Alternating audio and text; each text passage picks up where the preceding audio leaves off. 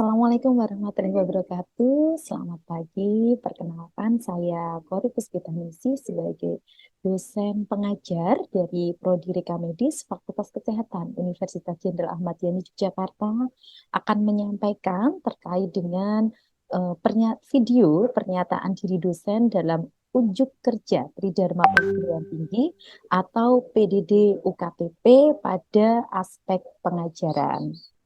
Dalam video ini nanti saya akan mengambil salah satu mata kuliah yang memang saya ampuh dan saya koordinatori, yaitu pada mata kuliah manajemen rekam medis. Sebagai seorang dosen, saya memiliki tanggung jawab untuk membuat rencana pembelajaran semester atau biasa kita sebut sebagai RPS dari mata kuliah yang menjadi tanggung jawab dari saya selaku koordinator mata kuliah.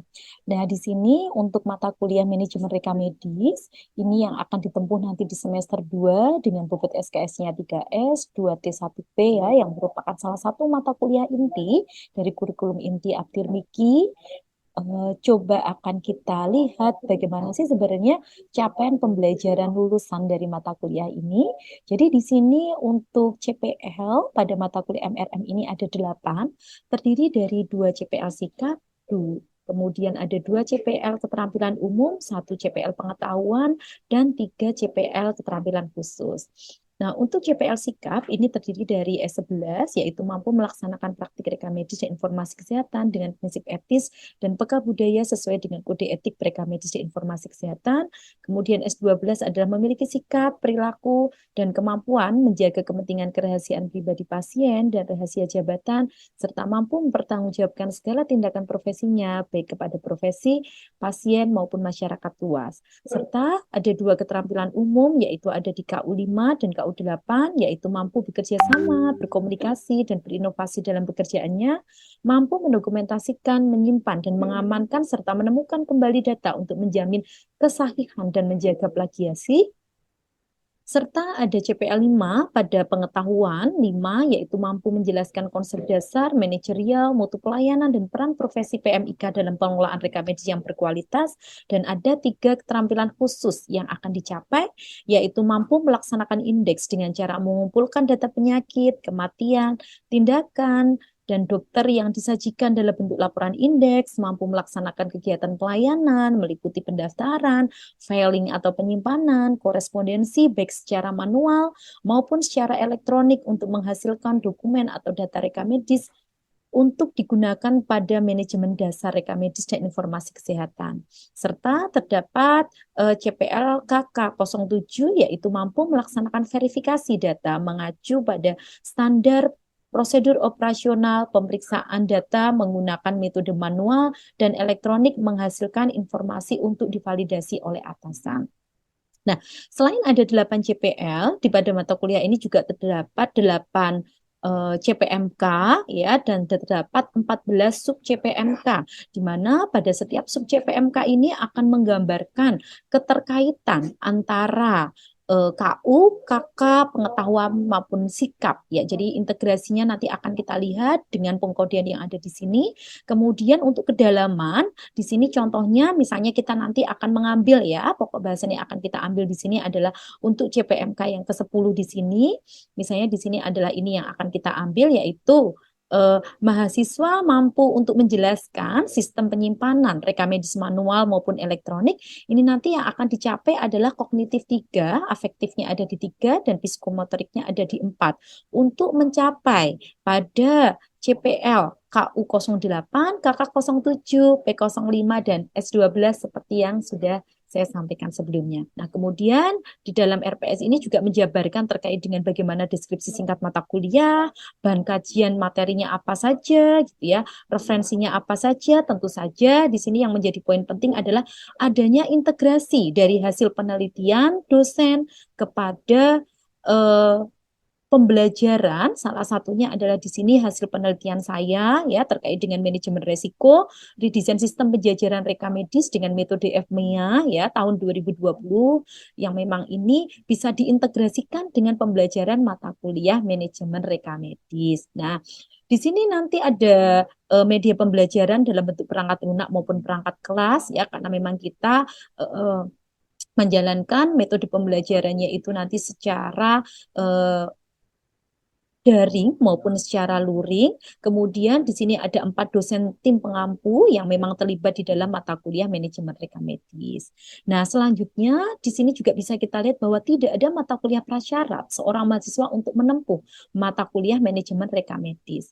Dan untuk rencana pembelajaran semester pada mata kuliah rekam medis ini juga dilengkapi dengan bagaimana capaian per minggu, ya capaian per minggu. Di minggu ke-1 itu harus tercapai apa ya? Jadi capaian per minggunya, kemudian ini mewakili sub CPMK apa, bahan kajian atau materi pembelajaran apa yang harus memang disampaikan setiap minggunya, bentuk pembelajarannya itu nanti dalam bentuk luring maupun dalam bentuk daring, kemudian metode pembelajaran yang interaktif, yang memang nanti berbasis pendekatannya adalah dengan student center learning itu juga perlu kita tekankan kepada mahasiswa, kemudian bagaimana beban waktu belajar mahasiswa, baik itu secara tatap muka, belajar mandiri, kemudian tugas terstruktur maupun praktik, serta bagaimana pengalaman belajar mahasiswa yang memang harus dicapai, penilaian baik itu teknik, indikator, kriteria, serta bagaimana bobot penilaian. Nah, tentunya di sini karena memang ada perkuliahan dalam bentuk teori maupun praktik, maka di sini nanti juga ada beberapa penugasan di dalam teori yang memang sudah dirumuskan ya. Tentunya dengan model atau rubrik penilaian yang juga sudah kita rumuskan. Contohnya di sini adalah resume, nanti menggunakan portofolio, kemudian kalau kuis gitu ya, berarti ini nanti dengan rubrik holistik gitu ya, dan seterusnya. Ya. Kemudian ini adalah untuk pembagian minggu untuk yang apa namanya pada praktikum ya. Kalau tadi yang untuk teori, ini untuk yang praktikum itu rinciannya juga sudah ada ya. Di sini lebih banyak kepada role play karena harapannya nanti mahasiswa mampu untuk mendemonstrasikan terkait dengan bagaimana pengelolaan manajemen rekam medis. Nah, selain itu di dalam RPS juga dilampiri dengan bagaimana jadwal dosen yang mengampu ya, 4 dosen tersebut mengampu di dalam mata kuliah tersebut, kemudian beragam jenis dari rubrik penilaian yang sudah kita susun, baik itu yang menggunakan rubrik model holistik, kemudian model skala persepsi, portofolio, maupun model observasi. Jadi portofolio untuk yang penilaian model resume ya, penugasan dalam bentuk resume maupun portofolio yang dengan bentuk observasi. Itu sudah kita rumuskan di sini sehingga nanti tim dosen yang lainnya juga akan dengan mudah untuk memberikan penilaian kepada mahasiswa karena sudah kita atur bagaimana terkait dengan pedoman untuk penskorannya. Nah, dari sini kita akan menentukan bobot penilaian. Dan jadi bobot penilaian pada mata kuliah ini tadi ada 2T, kemudian ada 1P ya. Jadi bobotnya di sini ada 66,7%, di sini ada 33. Nah, UTS di sini memiliki bobot 20, UAS 20, tugas 20. Tugas 20 ini dalam bentuk apa saja? Sudah ada rinciannya di sini. Jadi tugas di sini itu adalah tugas dalam bentuk kuis yang ditempuh di temu kedua, temu ke-9, kemudian resume, essay, observasi itu sudah kita distribusikan. Begitu juga ketika mahasiswa menempuh praktik, karena ini praktik ya, penilaian proses itu sangat besar sehingga memang ada bobot tersendiri untuk yang praktik. Nah, nanti di akhir praktik juga ada ujian praktikum. Apa nanti ujian praktikum yang akan kita ujikan sesuai dengan sub CPMK pada poin 11 dan 12 ya. Nah, selain rencana pembelajaran semester sebagai seorang dosen, saya juga bertanggung jawab untuk merencanakan bagaimana pembagian beban kerja seorang dosen yang mengampu mata kuliah manajemen rekam medis. Sehingga di sini kita juga menghitungkan berapa besaran rencana BKD pada mata kuliah tersebut. Tentunya nanti setelah akhir semester kita juga akan melakukan evaluasi terkait dengan ketercapaian dari jumlah temu, kesesuaian dari materi yang akan disampaikan maupun kesesuaian metode karena itu menjadi tanggung jawab kita sebagai seorang koordinator mata kuliah. Ya demikian mungkin secara singkat bagaimana bentuk dari tugas seorang dosen dalam perencanaan pembelajaran. Ya, baik. Setelah ini kita akan menyimak bagaimana salah satu eh, pembelajaran yang nanti memang akan kita sampaikan kepada mahasiswa dengan metode DIA, yaitu Delivery, Interaction, dan Assessment pada mata kuliah Manajemen Rekam Medis sebagai berikut.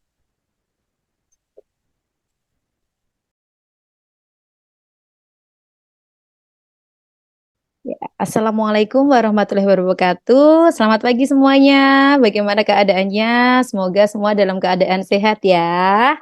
Hari ini kita akan belajar kembali terkait dengan mata kuliah manajemen reka medis pada pokok bahasan terkait dengan sistem penyimpanan reka medis. Nah, sebelum kita mempelajari terkait dengan apa itu sistem penyimpanan reka medis, teman-teman di sini perlu memahami juga apa sih sebenarnya target capaian dari perkuliahan hari ini. Mahasiswa juga mampu untuk mendemonstrasikan bagaimana cara untuk menjajarkan reka medis karena nanti untuk mendukung materi ini kita juga nanti akan ada sesi kegiatan praktikum ya di laboratorium terkait dengan bagaimana cara menjajarkan reka medis pada saat proses pengambilan dan proses penyimpanan kembali, serta di akhir nanti kita juga akan mencoba untuk mempelajari bagaimana sih proses adaptasi perubahan dari penyimpanan reka medis manual menjadi elektronik. Kita akan belajar terlebih dahulu apa yang disebut dengan sistem penyimpanan. Jadi sistem penyimpanan ini adalah sebuah sistem yang digunakan untuk menyimpan reka medis. Ya, cara penyimpanan reka medis ini ada penyimpanan dengan sistem sentralisasi maupun desentralisasi. Ya, selanjutnya di sini juga coba kita lihat ya, bagaimana sih keuntungan dari sistem sentralisasi. Ya, jadi sistem sentralisasi ini memiliki keuntungan adalah untuk mengurangi duplikasi penyimpanan reka medis. Ya, tujuannya itu ya untuk mengurangi duplikasi penyimpanan reka medis. Bagaimana dengan desentralisasi? Ya, tentunya desentralisasi ini kurang mendukung gitu ya, kurang mendukung ya. Nah, coba kita terlihat terlebih dahulu bagaimana kekurangannya. Kekurangannya petugas menjadi lebih sibuk ya, karena akan menangani satu kesatuan ya, reka medis rawat inap dan rawat jalan. Jadi kalau proses pengolahan reka medis rawat jalannya, kemudian reka medis ini harus buka dalam waktu 24 jam. Kenapa 24 jam? Karena tujuannya adalah untuk menjaga kesinambungan dari informasi reka medis. Kemudian di sini coba kita lihat apa keuntungan. Ya, keuntungan dari desentralisasi ini apa? Ya, keuntungannya adalah efisiensi waktu sehingga pasien mendapat pelayanan yang jauh lebih cepat. Kemudian beban kerja petugas menjadi jauh lebih ringan. Ini memang tetapi yang perlu kita tekankan adalah bagaimana kaidah atau tujuan dari fungsi reka medis yang harus kita jaga. Bahwa tujuan utama dari penyediaan reka medis itu adalah untuk menjaga kesinambungan informasi reka medis. Di dalam konsep sistem penjajaran ini ada 3 model yang bisa diterapkan ya. Penjelasan terkait dengan masing-masing dari sistem, ada mahasiswa yang mungkin bisa menyampaikan juga pengalaman ketika teman-teman kemarin melaksanakan praktek kerja lapangan gitu ya, apakah di rumah sakit tersebut sudah menerapkan sistem penyimpanan berdasarkan nomor reka medis seperti itu? Ada Saya, yang Bu, mau? Oh ya, silakan Mbak Nisa. ya, berdasarkan pengalaman saya saat PKL kemarin yang baru banget selesai ya, Bu, di Mm-mm. rumah sakit tersebut itu memang eh, sudah RME, tapi untuk rawat jalannya saja, tapi rawat inapnya masih manual, Bu. Jadi sistem penyimpanannya itu sentralisasi, rawat jalan dan rawat inapnya itu tergabung jadi satu tempat, Oh gitu, ya, Bu. jadi sudah menggunakan sistem ini ya, sentralisasi ya. Kalau untuk Ya. penjajarannya di sana menggunakan apa, Mbak? Penjajarannya? Penjajarannya pakai eh, TDF ya, Bu, Terminal Digit Filing. Oh ya, sudah menggunakan terminal digit filing ya. Nah, bisa nggak coba mungkin sebelum Bu Kori yang menyampaikan Mbak Anissa sharing sedikit nih ke teman-teman yang lainnya. Apa sih yang disebut dengan sistem terminal digit filing gitu ya? Dari pengalaman PKL kemarin itu cara cara apa namanya atau gambaran implementasi gitu ya di lapangan itu seperti apa itu pada waktu menerapkan sistem terminal digit filing? Izin Ya, menjawab ya, Bu. ya. Ya, mungkin untuk sistem terminal digit filing itu pada saat proses pengambilan berkasnya ya Bu, itu kita melihat nomornya itu dari digit terakhir dulu, lalu melihat ke digit terdepan, lalu baru ke tengah Bu. Oh ya, oke. Nah, ini Mbak Anissa sudah cukup memahami ya nanti bagaimana cara menerapkan sistem TDF. Oke, sekarang coba kita lihat ya. Terima kasih Mbak Anissa, good point buat Mbak Anissa. Ya, yang pertama adalah cara penomoran langsung atau straight numerical filing system. Jadi di sini untuk sistem penomoran langsung itu kita menjajarkan berkas rekam medis ini urut sesuai dengan nomor rekam medisnya. Jadi sama seperti kita belajar terkait dengan besaran angka ya. Dulu mungkin waktu teman-teman di bangku sekolah dasar ya, masih ingat belajar angka 1, 2, 3 gitu ya. Setelah 3 berapa 4 gitu ya. Setelah 10 berapa 11 gitu ya.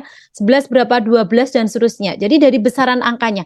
Ini kita urutkan. Ini kalau kita menggunakan strike numerical. Jadi dari 465023, 465024, 465025, 465026, kemudian yang di sini 27. Nah, berarti di belakangnya berapa ini nanti?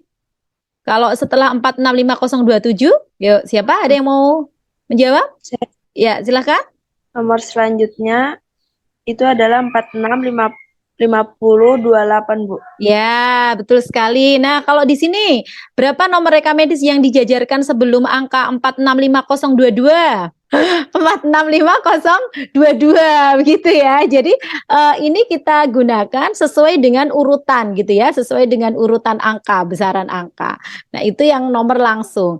Kemudian yang selanjutnya adalah sistem penomoran angka akhir atau kita sebut dengan terminal digit ya, terminal digit filing system.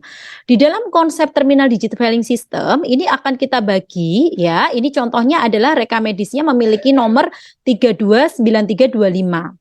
Ya, angka primer itu justru kita sebut dia adalah di angka yang paling akhir, angka pertama. Jadi kita membacanya dari kelompok angka yang paling akhir dulu. Kemudian kelompok angka yang kedua ini adalah kita sebut sebagai angka tersier dan yang di sini adalah angka sekunder, yang di sini adalah angka tersier ya. Jadi ada kelompok angka yang pertama itu sebagai angka primer, kemudian di sini sebagai sekunder, yang di sini adalah sebagai tersier. Nah, selanjutnya di sini kita coba lihat ya, keuntungannya adalah pertambahan rekam medis tersebar secara merata karena tadi ada 10 angka yang mewakili dari 0 sampai 9. Kemudian petugas mudah untuk diserahi tanggung jawab sejumlah rak, pekerjaan akan terbagi secara merata. Nah, kelemahannya di sini adalah latihan dan bimbingan petugas menjadi lebih sulit. Kenapa? Karena memang kita harus menyampaikan terlebih dahulu bagaimana konsep dari terminal digit filing system ini. Butuh pelatihan bagi seorang petugas yang memang bukan latar belakang dari rekam medis untuk bisa memahami konsep dari terminal digit filing. Kita perhatikan yang pertama adalah di angka primer ya. Angka primernya semua akhirannya adalah 02 ya, berarti sudah sesuai. Kemudian angka sekunder. Nah, ingat angka sekunder ya. Ini ada perbedaan nih di sini. Ya, ini 5252, di sini 53. Benar nggak kira-kira urutannya gitu ya? Oh ya, kita cek di angka tersier. Dari 46, 47, 48. Oh, ini udah sampai 99 gitu ya. Satu rekam medis setelah 485202. Yuk, siapa? Ada yang mau menjawab? 495202, Bu. Ya, oke, good point ya. Yuk, selanjutnya sebelum yang di sini, sebelum 465202. 455202, Bu. Ya, siapa ini Mbak? Siapa ini? Jessica, Bu. Oh ya, oke, good point Mbak Jessica ya. Demikian nanti ya bagaimana sih konsep dari cara menjajarkan rekam medis baik itu manual dari sistem TDF gitu ya, kemudian dari sistem MDF. Ini salah satu penelitian Bu Kori ya, yang dari hasil penelitian yang diintegrasikan di dalam mata kuliah MRM khususnya di dalam proses penjajaran rekam medis ya, sistem penyimpanan dengan model penjajaran rekam medis. Nah, di sini kita akan melihat apakah memungkinkan ketika rekam medis itu ya nanti cara menyimpannya itu kita rubah dari konsep penyimpanan dengan penjajaran rekam medis dengan model straight numerical filing system, kita rubah menjadi terminal digit filing system. Ternyata memungkinkan sekali, tetapi yang perlu diperhatikan adalah apa resiko yang mungkin timbul ketika kita melakukan redesign tersebut. Nah, di sini nanti teman-teman juga bisa melihat ya, apa proses yang bisa kita lakukan ketika kita mau melakukan perubahan tersebut. Dan ternyata dengan adanya konsep dari manajemen resiko dengan metode FMEA ini ya, dalam melakukan proses redesign sistem penjajahan rekam medis itu cukup berhasil untuk menurunkan resiko kegagalan. Nah, kemudian di sini di dalam PMK 24 apa adaptasi cepat yang perlu kita lakukan? Ternyata salah satunya adalah dalam kegiatan penyelenggaraan RME itu ada salah satunya adalah penyimpanan dalam bentuk elektronik. Nah, penyimpanan dalam bentuk elektronik itu yang seperti apa? Yang memang nanti berbasis digital, yang menjamin keamanan, keutuhan, dan kerahasiaan serta ketersediaan data. Jadi walaupun sudah disimpan di dalam elektronik itu kita harus memastikan apakah memang penggunanya itu sesuai dengan hak aksesnya, ya, sesuai dengan otorisasinya. Ketika pasien itu tidak berkunjung, apakah memang rekam medis itu tetap bisa diakses? Ya, seharusnya nggak bisa. Harus ada proses peminjaman rekam medis terlebih dahulu, seperti dengan konsep yang manual. Kemudian bagaimana proses pendistribusiannya? Sama dengan rekam medis manual. Nanti ada proses permintaan terlebih dahulu dari bagian yang mau meminjam, apakah itu dari farmasi, apakah itu dari rawat jalan, itu kita akan melakukan proses order terlebih dahulu. Setelah itu baru nanti kita sediakan gitu. Nah, tujuan dari penyelenggaraan rekam medis elektronik ini ya memang sejalan dengan apa yang menjadi Renstra Kemenkes, sehingga harus kita dukung dengan dinamikanya ya. Tetapi ini memang menjadi tantangan tersendiri bagi PMIK untuk bisa mendukung implementasi RME ya, sehingga harapannya nanti ketika RME ini diterapkan dapat mendukung interoperabilitas data ya yang terintegrasi dengan data kesehatan yang ada di Kementerian Kesehatan. Oke, selanjutnya kita akan masuk ke sesi diskusi ya. Silakan mahasiswa sesuai dengan pembagian kelompok ya. Teman-teman masuk terlebih dahulu ke breakout room ya. Kemudian menyimak video dari Bu Kori ya. Waktunya 15 menit ya. Setelah itu nanti kita ketemu lagi di main room. Ya, apakah ada pertanyaan sebelum mahasiswa masuk ke breakout room? Kalian berdiskusi secara kelompok ya, untuk mendiskusikan. Nah, terkait dengan role play gitu ya, karena nanti teman-teman harus praktek di laboratorium ya. Role play terkait bagaimana cara untuk pengambilan dan proses penyimpanan rekam medis ya. Ini ada 19 menit ya, ternyata ya 19 menit ya. Kita silakan menyimak terlebih dahulu. Jadi ya karena 19 menit ditambah sesi diskusi ya, jadi nanti 25 menit ya, 25 menit mahasiswa untuk menyimak dan berdiskusi. Silakan nanti didiskusikan terkait dengan bagaimana proses mengambil dan menyimpan rekam medis. Ya. Kemudian ya anggap saja sudah ya. Sekarang balik lagi ya. Ya nanti Bu Kori crop ya. Videonya nanti Bu Kori potong ya. Oke. Sebentar. Ya, baik. Sekarang kita ketemu lagi di main room. Silahkan, bagaimana sebut? Mungkin dari kelompoknya Mbak Adinda bisa menyampaikan? Ya, Ibu. Ya, silahkan. Izin menjelaskan tentang pengambilan rekam medis ya, Bu. Ya, Jadi, ketika mengambil rekam medis dengan sistem penjajaran TDF, maka yang menjadi nomor kuncinya adalah 2 kelompok angka terakhir. ya bagus. Good point untuk kelompoknya Mbak Adinda. Yang kedua dari kelompoknya Mbak Revina bisa menyampaikan? Izin menyampaikan, Ibu. Ya, silakan. Fungsi dari tracer itu untuk menggantikan rekam medis saat keluar dari rak penyimpanan. Ya, jadi tracernya tetap harus berada di rak penyimpanan ketika rekam medis itu keluar dari rak penyimpanan. Jadi boleh kita ambil lagi tracernya kapan? Ketika rekam medis itu sudah di Kembalikan. Kembali. Ya. Oke. Satu lagi mungkin dari kelompok Mbak Anissa nih bisa menyampaikan? Baik, Bu. Dari hasil diskusi tadi, dapat disimpulkan bahwa adanya sistem informasi ini memang sangat membantu implementasi rekam medis elektronik, Bu. Lalu dengan adanya tadi menu order pada modul filing, itu menggantikan fungsi tracer manual. Menu order tersebut tadi terdapat menu-menu nomor RM, nama pasien, klinik, jam awal permintaan, jam untuk diproses, jam selesai yang selesai digunakan, dan juga jam selesai dikembalikan. Begitu, Bu, Ya, kurang lebih. oke, bagus ya. Jadi ternyata sudah ada model pengembangan untuk mendukung keberhasilan dari rekam medis elektronik ya. Kita bisa memanfaatkan pengembangan dari sistem informasi manajemen rumah sakit, khususnya di dalam modul filing ya, untuk fitur order dalam kegiatan peminjaman rekam medis. Nah, ini nanti daftar pustaka pendukung lain yang bisa teman-teman pelajari untuk memperdalam terkait dengan materi sistem penyimpanan rekam medis mulai dari PMK 24 2022 gitu ya.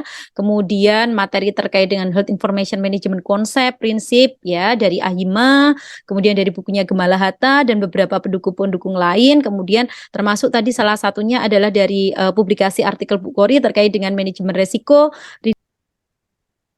Ya, oke. Jadi di sini nanti ya ketika mahasiswa tadi sudah mempelajari ya bersama-sama kita sharing ya terkait dengan bagaimana sistem penyimpanan gitu ya. Mahasiswa juga sudah berbagi pengalaman ketika waktu PKL seperti apa. Kita sudah menyimak video dari Bu Kori ya bagaimana untuk gambaran role play ketika nanti mahasiswa itu mengambil dan menyimpan rekam medis serta bagaimana aplikasi pendukung untuk mendukung implementasi dari perubahan rekam medis manual menjadi elektronik itu juga sudah tergambarkan. Mahasiswa juga masih bisa belajar secara mandiri melalui pustaka-pustaka berikut ya. Jadi ini ada beberapa pustaka baik utama maupun pendukung yang nanti bisa menjadi bekal mahasiswa ketika mau mendalami secara lebih lanjut terkait dengan materi sistem penyimpanan ya. Ada PMK 24 2022, materi dari buku Health Information Management Concept dari AHIMA, kemudian Gemala Hatta ya, manajemen filing Rustianto, manajemen unit kerja Budi Safitri maupun dari publikasi artikel Bukhari terkait dengan manajemen resiko redesign sistem penjajaran rekam medis dengan FMEA pada perubahan dari SNF ke TDF ya. Kemudian dari sini nanti sebagai bentuk evaluasi akhir mahasiswa membuat resume materi sistem penyimpanan dengan formatnya ya diketik dalam kertas A4, fontnya adalah Cambria ukuran 12, spasi 1,5 maksimal 2 halaman. File dikirim dalam bentuk PDF dengan penulisan nama filenya adalah npm underscore nama underscore kelas. Kemudian file ini nanti akan dikirim melalui Google Classroom. Link Google Classroom sudah Bu Kori bagikan di e-learning ya. Jadi di sini juga sudah ada di e-learning. Kemudian kapan pengumpulan maksimalnya? Hari Senin tanggal 17 April 2023 jam 23. Nah, komponen penilaian yang akan dinilai adalah ketepatan hasil menjawab itu 60%, originalitas ide 20%. Originalitas ide ini yang seperti apa, Bu? Yang berbagi pengalaman tadi, yang menjadi bekal atau poin-poin strategis yang bisa itu menjadi bekal mahasiswa ketika nanti lulus.